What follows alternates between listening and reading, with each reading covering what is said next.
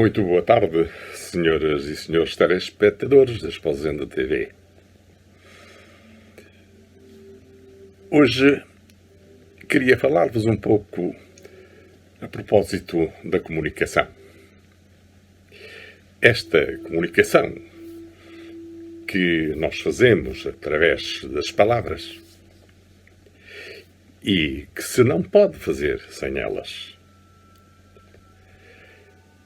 A verdade é que estas palavras que se pronunciam têm um valor diferente em termos de sugestão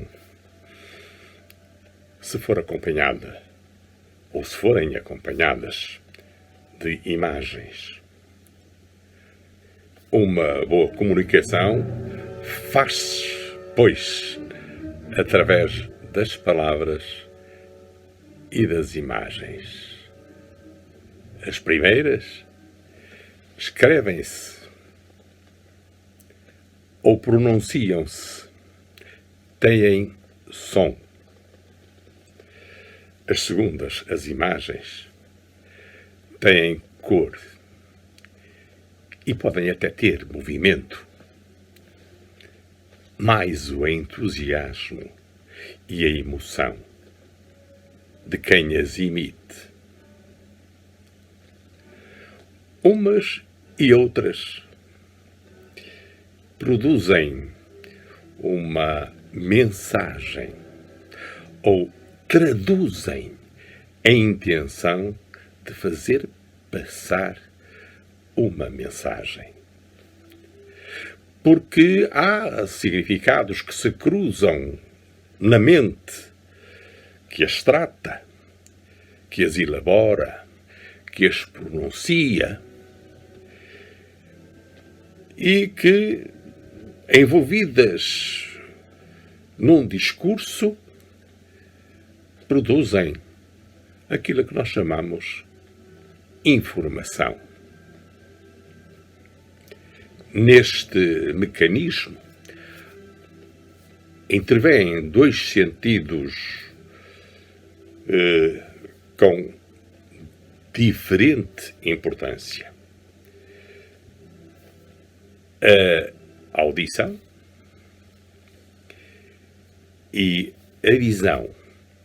Esta, às vezes substituída em casos específicos, como é o caso de invisuais, substituída pelo tacto.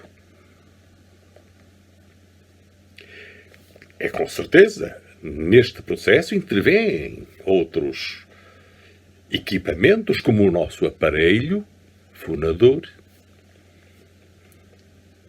e é um conjunto enorme de poderes e de capacidades que permitem todo este jogo de que resulta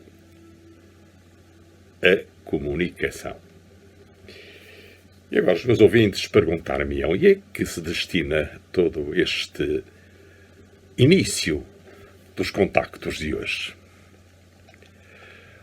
Ora bem, é porque eu tenho reparado que, ultimamente, se usa com muita frequência, diria até demasiadas vezes,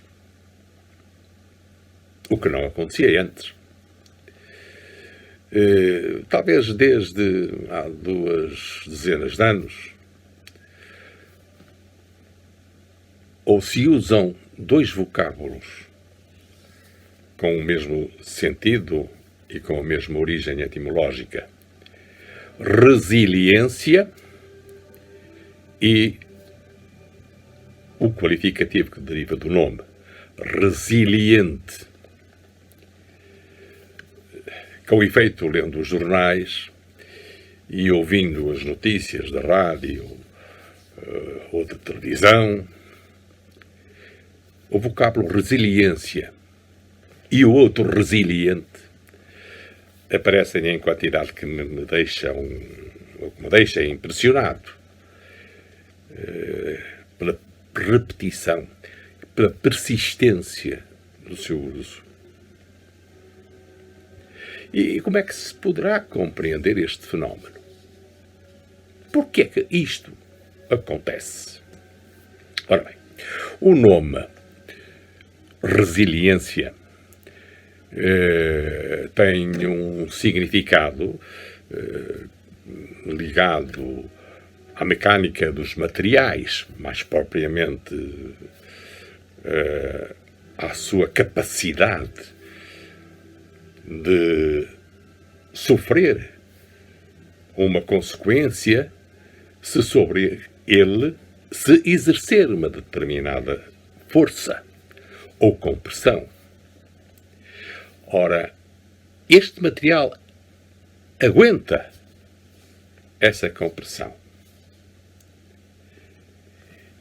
E acontece que, cessando a força, se distende e recupera a sua anterior forma e aspecto, sofrendo apenas os desgastes e os danos próprios provocados pela força exercida. Estamos, pois, a falar de elasticidade. E nós experimentamos todos os dias da nossa forma de viver e, na mais comum circunstância, material com estas capacidades, com estas qualidades, por exemplo, a borracha dos nossos pneus dos automóveis que usamos.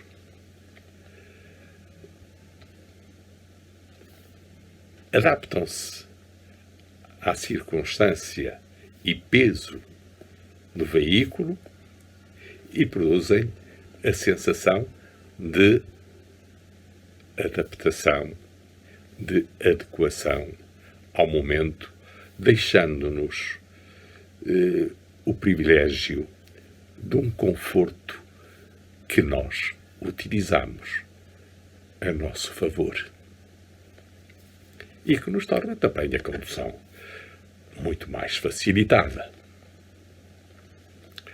Ora, assim sendo, um resiliente é aquele que supera as dificuldades, a compressão, e que resiste à força que amassa ou que faz distender e que persiste, cessando a força compressora, na retoma de uma posição que é a sua natural, sem perdas e sem danos irrecuperáveis. Lembro-me que estes vocábulos, resiliência e resiliente, repito, foram, em tempos, talvez há 2 dezenas de anos, utilizados pelo então primeiro-ministro Passos Coelho, quando, perante uma impiedosa troika, se viu a braços com os protestos de profissionais de diversos setores, colocados na iminência do desemprego e, consequentemente, da desestabilização familiar e da sua perda de poder de compra. Sofreu-se, então, uma amassadela forte e era preciso tudo fazer para aguentar e para superar o mau bocado que se vivia. Nem que fosse preciso emigrar, dizia-se então. Era a tal resiliência de que os portugueses necessitavam.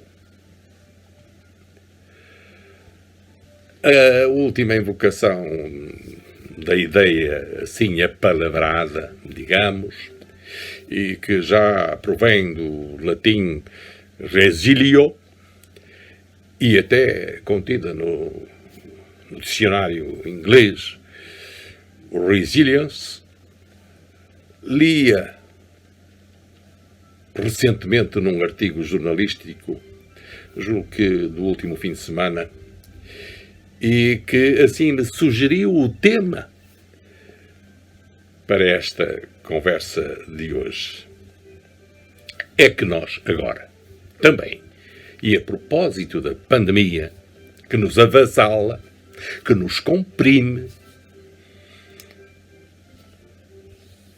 convoca-nos para uma resistência e para um combate que travamos, ainda sem capacidade para vencer o vírus. E aqui com perdas e danos bem pesados. Que nos não falte a dose de resiliência exigida para ultrapassarmos os riscos. Primeiro, de uma infecção. Depois, para vencermos a doença, se esta nos atingir. E, finalmente, para suportar as sequelas que restarão para sofrer até não se sabe quando. E se não forem apenas as físicas, que também não sejam as morais e sentimentais a atormentarem-nos, porque já muitos as experimentaram de uma forma trágica e brutal. E pelo que se vê e consta, pelo que se ouve e entende,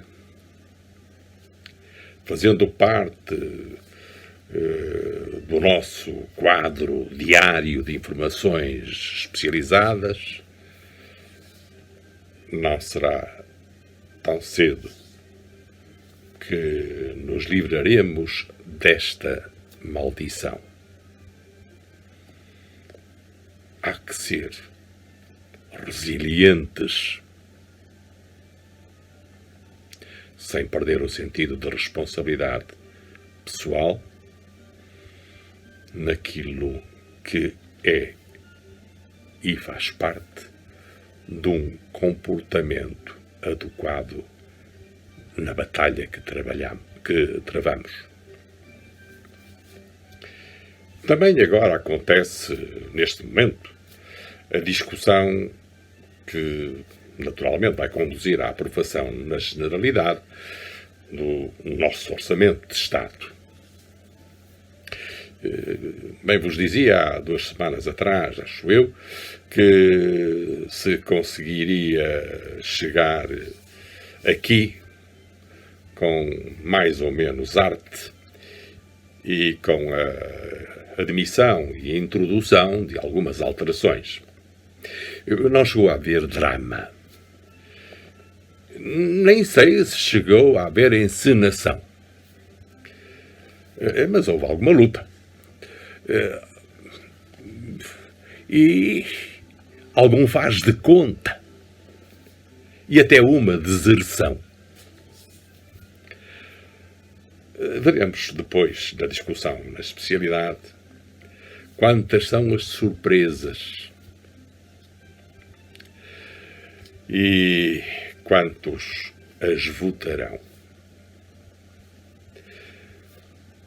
Havendo bazuca, termo de guerra, não haverá certamente falta de pão.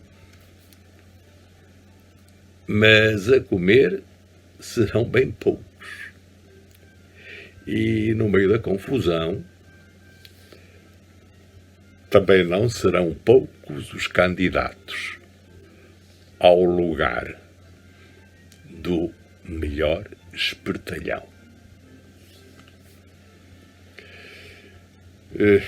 Está na hora de finalizar. Já temos 15 minutos de contactos. E, como nos temos alongados nos anteriores, vamos tentar fazer este um pouco mais curto, para que não nos falte a persistência, a resistência nos dias que podem chegar com alguma intensidade na angústia e na ansiedade. E temos de ter força para a suportar e para passarmos adiante sem sacrifícios desmesurados. A tal resiliência que nos deve acompanhar todos os dias. Bom, e para que finalizemos com outra arte, cá vos deixo um poema já de 2017 que, na minha perspectiva, e até como autor, evidencia algum movimento e tem a presença numa jovialidade que não é recente, como se vê. E tem por título Rua da Estação.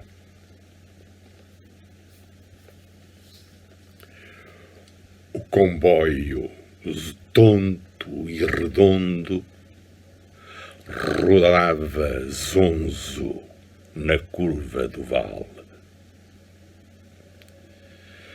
Entre fumaça e apitos vaidosos, gingou e chiou nos trilhos ferrosos e parou no cais. Das portas grosseiramente abertas, saiu gente apressadamente molenga.